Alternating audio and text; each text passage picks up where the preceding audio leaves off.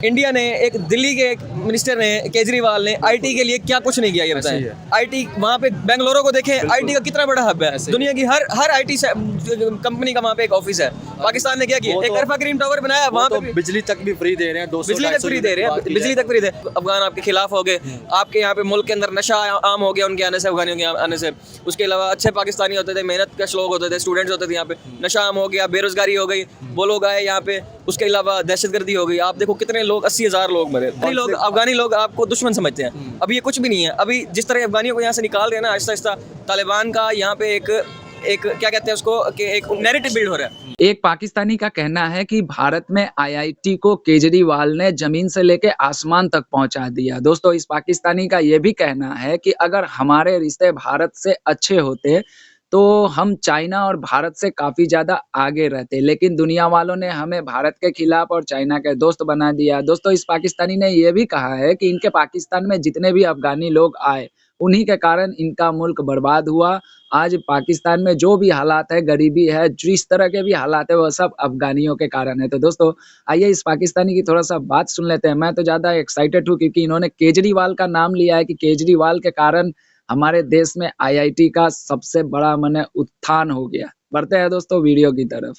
मुझे ये बताएं, आज हम बात कर रहे हैं, जैसे जापान ने एक इशू उठाया कि चाइना के अंदर जो मुसलमान हैं उनको प्रॉपर तौर पे मजहबी आज़ादी नहीं है, हम कंडक्ट करते हैं। तो क्या आपको लगता है कि हमें भी इस चीज़ पे आवाज़ उठानी चाहिए, हमारी मीडिया इस चीज़ को क्यों नहीं दिखाता अगर वाकई ऐसा है? पाकिस्तान को आवाज़ उठानी चाहिए, लेकिन उस पॉइंट पे जाके उठानी चाहिए जहाँ पे चाइना को हमें एक स्ट्रेटेजिकली एक हमें जेर करना हो, थोड़ा उनको पॉलिसी वाइज डाउन करना हो। अदरवाइज पाकिस्तान का बात करना बनता नहीं है, क्योंकि पाकिस्तान आज तक कश्मीर इशू तो सही से हाईलाइट कर नहीं पाया, और सेकेंडली पाकिस्तान अपने लोगों के लिए कुछ कर नहीं पाया। यहाँ पे जो सेक्टर्स जितने भी हैं हमारे, हर फिरका वैसे ही शिया कहते हैं हमें मार रहे हैं, फलां कहते हैं हमें मार रहे हैं। बिल्कुल। तो पाकिस्तान के अंदर जब इतनी चीज़ें हैं, पाकिस्तान मतलब है कि एक उसमें देखा जाए, मैं क्लियर करता हूँ, एजुकेटेड है, आप समझते हैं कि पाकिस्तान जो बाहर छलांगे मारता है या दूसरे मुल्कों की बात करता है, पहले उसे अपने बलूचिस्तान के, गिलगित के, कश्मीर के, सिंध के, वो सारे अपने इशू हल करने चाहिए। कि हमारे जो यहाँ पे अगर देखा जाए तो सूबों में डिफरेंस बहुत ज़्यादा है, सिंधी बलूचियों को पसंद नहीं करते, पंजाबी को, उनको मसले को हल करना चाहिए, अपने लोगों को राइट, फिर हम बाहर। सेकेंडली जो आप कह रहे हैं कि इंटरनेशनली बात है, तो जापान तो चाइना को, इसलिए जापान कौन सा इस्लामिक कंट्री है, मुस्लिम कंट्री है, या रशिया जैसे अब आप देख लो मिडिल ईस्ट के अंदर इंटरफेयर कर रहा है, चीन और रशिया जो इंटरवीन कर रहे हैं, तो वो क्यों कर रहे हैं? वो इस्लामिक उसकी वजह से कर रहे हैं? नहीं, वो बेसिकली इंटरनेशनल एक गेम को अपने उसमें कंट्रोल में रखने के लिए कि भाई हमारे भी यहाँ पे नज़र है, जो मिडिल ईस्ट के अंदर जो भी कंट्री का जिसका असर ज़्यादा होगा, जिसका इम्पैक्ट ज़्यादा होगा, इन्फ्लुएंस ज़्यादा होगा, वो पूरे मिडिल ईस्ट के ऊपर समझो, और एक तरह के पूरे दुनिया के ऊपर ऐसे ही रूल करेगा। सही। तो मुझे ये बताएं, क्या जो हो रहा है तो इसका मतलब उड़ीगढ़ मुसलमानों की ये फिर बात, इसका मतलब झूठ है जो मीडिया दिखा रहा है या इंटरनेशनल मीडिया दिखा रहा है? भाई आप ये देखो कि पाकिस्तान करे बात या सऊदी अरब करे, कोई ना, इनसे तो पहली बात है एक्सपेक्टेशंस रखना ही बेकार है। आप ये देखेंगे वो लोग खुद कितना ताकतवर है, वो लोग खुद अपने राइट्स के लिए कितना हद तक लड़ सकते हैं, कितना कुछ कर सकते हैं। तो आपको खुशी होगी बहुत ज़्यादा ये देखकर कि जो चाइना के अंदर जो मुसलमान है ना, जो आप कह रहे हो, वो लोग इस्लामिक वैल्यूज़ के ऊपर इतना ज़्यादा स्ट्रिक्ट है कि जिहाद को वो अपने लिए कंपलसरी वो चीज़ लेके। जहाँ तक मैंने सर्च किया, आप भी जाकर थोड़ा सा सर्च कीजिएगा। फिर चले इस बात पे तो बात करते हैं, फिर ये बताएं, हम इंडिया के मुसलमान, कश्मीर के मुसलमानों की क्यों बात करते हैं कि यार उन पर जुल्म हो गया? तो फिर आपको नहीं लगता कि वो भी जैसे इंडिपेंडेंट है, जैसे वो भी प्रॉपर तौर पर उनकी वीडियो भी आ रहे थे कि हम खुश हैं यहाँ पे, तो हम फिर उनकी बात क्यों करते हैं? हमारा जो भी पॉलिटिशियन आता है मुसलमानों की हम इसलिए बात करते हैं क्योंकि स्ट्रेटेजिकली वो हमारे साथ अलाइन है कि हम वहाँ पे इजीली मार्च कर सकते हैं, इस जंग में कूद सकते हैं, कुछ कर सकते हैं उनके लिए, इसलिए हम शुरू से बात करते हैं। लेकिन फिर भी आप देखिए अभी तक किया कुछ भी नहीं, फिर भी सिवाय बयानबाजी के। आपके जो है ना मिलिट्री ने आप कुछ मिलिटेंट्स बनाए, लाइक कुछ ग्रुप्स बनाए, यहाँ पे सईद को बना दिया जिन्होंने वहाँ पे, और वो सारी एक मतलब एक गेम मेकिंग थी just for time period, not उसका कोई भी कभी एक बड़ा बिगर पर्पस के ऊपर कभी। हमारा मुल्क भी तो बहुत ज़्यादा बदनाम हुआ है ना दहशतगर्दी को लेकर, यहाँ पर लोग जो है ट्रस्ट ही नहीं कर पा रहे। हाँ देखो, अब आप इसी बात के ऊपर एक एग्जांपल ले लो, जब जिस टाइम एक मुल्क के पास कश्मीर जैसे एक महाज हो, तो वो क्यों अफगान वार में पड़ा था? यही बात इमरान खान कहता है, तो सारे कहते हैं कि जी ये तालिबान का हामी है, कि जब आपके पास एक महाज ऑलरेडी है तो आप क्यों अफगानियों के लिए मतलब कि अमेरिकन को आप अपनी वो एयर बेसिस दे रहे हैं, और उनको मतलब एक आप सफारती तौर पर और हर चीज़ उसको मतलब साथ दे रहे हैं, और उसके बाद वही अफगान आपके खिलाफ हो गए, आपके यहाँ पे मुल्क के अंदर नशा आम हो गया उनके आने से, अफगानियों के आने से। उसके अलावा अच्छे पाकिस्तानी होते थे, मेहनत कश लोग होते थे, स्टूडेंट्स होते थे, यहाँ पे नशा आम हो गया, बेरोजगारी हो गई, वो लोग आए यहाँ पे। उसके अलावा दहशतगर्दी हो गई, आप देखो कितने लोग, 80,000 लोग मरे।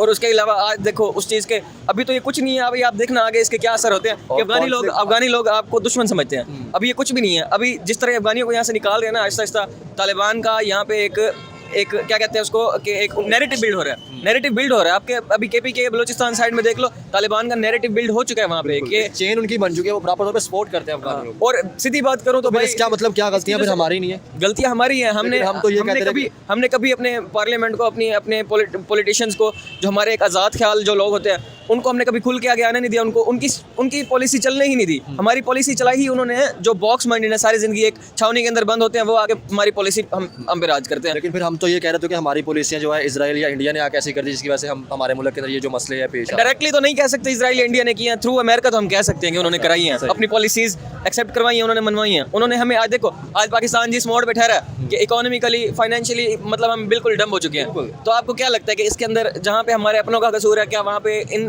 कंट्रीज का हाथ नहीं यार? होगा? वो तरक्की कैसे करते जा रहे हैं, आपको नहीं लगता कि फिर हमें भी अपनी पुलिस से आज़ाद करके अपने मुल्क का ही सोचना चाहिए? देखिए, हम तो तरक्की वाली बात बहुत ज़्यादा दूर हो गई है हमारे लिए, हम पाकिस्तानियों के लिए। अब यह है कि भाई अपना हम चल रहे हैं इस टाइम सर्वाइवल फेज़ में, तो आप अपने सर्वाइवल से खुद को सेफ्टी में निकाल के लेके आओ। तरक्की तो बहुत ऊपर की बात है। 4 फेजेस होते हैं, सर्वाइवल, सेफ्टी, देन अबंडेंस, और फिर उसके बाद सक्सेस वो आता है। तो आपको सर्वाइवल से निकलो, फर्स्ट ऑफ ऑल अपनी सेफ्टी वो करो।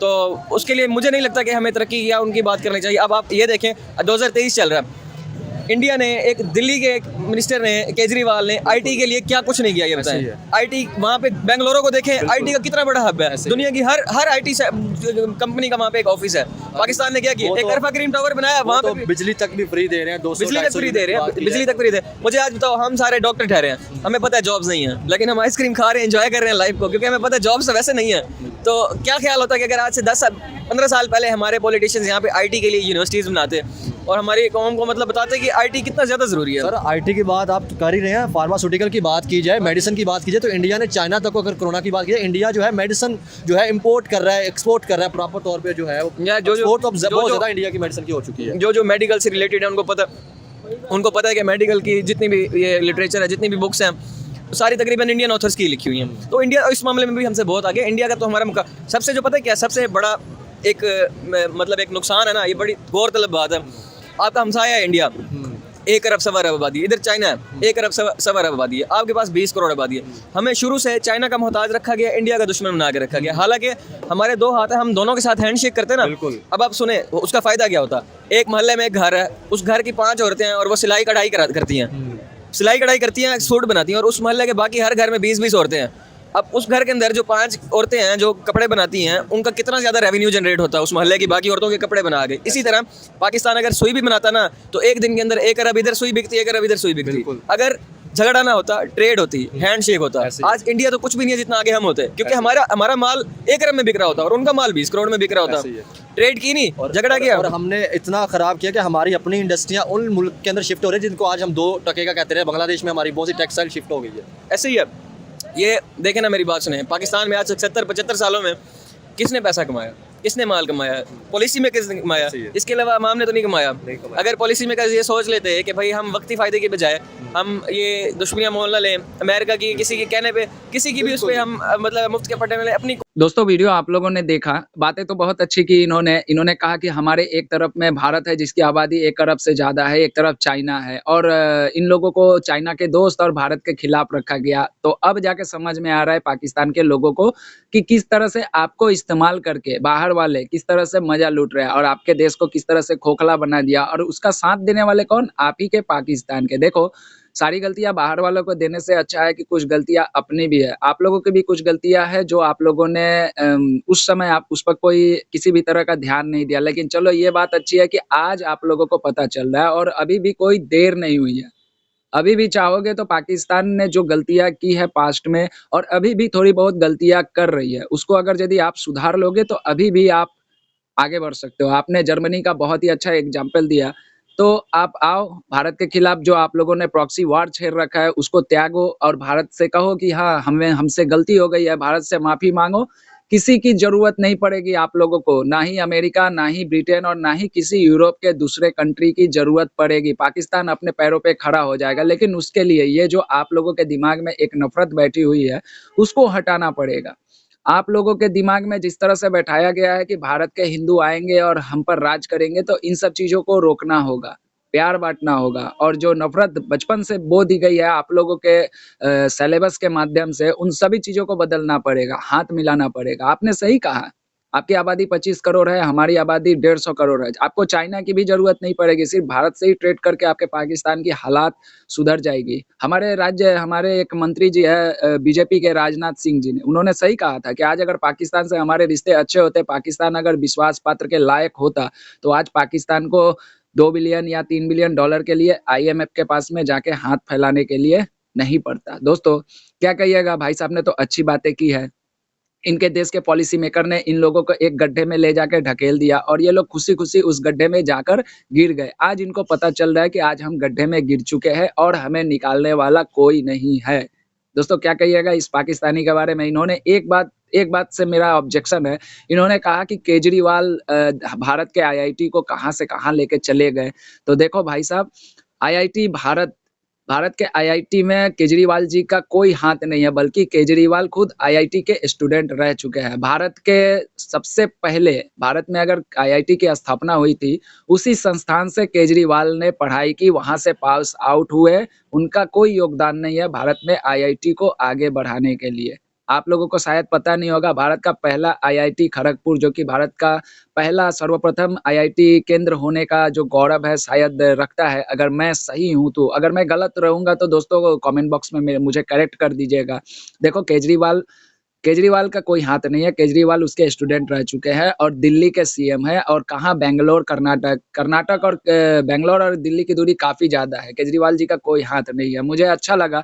मुझे एक और बात से थोड़ी-सी आपत्ति है। आप लोगों के देश में अफ़गानिस्तान के लोग आए और उनके वजह से आपके देश की हालात ख़राब हुई, नशाखोरी बहुत ज़्यादा बढ़ गया, क्राइम बढ़ गया, बेरोज़गारी बढ़ गई। तो देखिए, इसका अगर पास्ट में जाओगे तो इसके ज़िम्मेदार भी खुद आप लोग हैं। आप लोगों ने अमेरिका को अड्डे दिया, अमेरिका को एक रूट दिया अफ़गानिस्तान में, वहाँ पर हालात ख़राब हुए।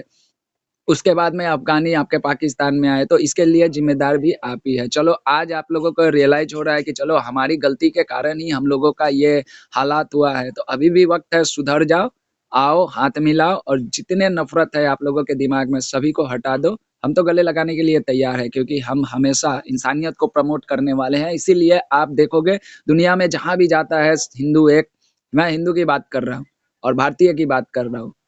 जहाँ भी जाएगा, जिस भी देश में जाएगा, वहाँ पे इज़्ज़त ज़रूर कमाएगा। दोस्तों, क्या कहिएगा इस पाकिस्तानी के बारे में? इन्होंने सारी बातें तो बहुत अच्छी की, लेकिन केजरीवाल वाले बात थोड़ा-सा ऊपर से चला गया। जो भी कहना होगा कमेंट बॉक्स में ज़रूर जवाब दीजिएगा। मिलता हूँ किसी दूसरे वीडियो में, तब तक के लिए दोस्तों जय हिंद, जय भारत।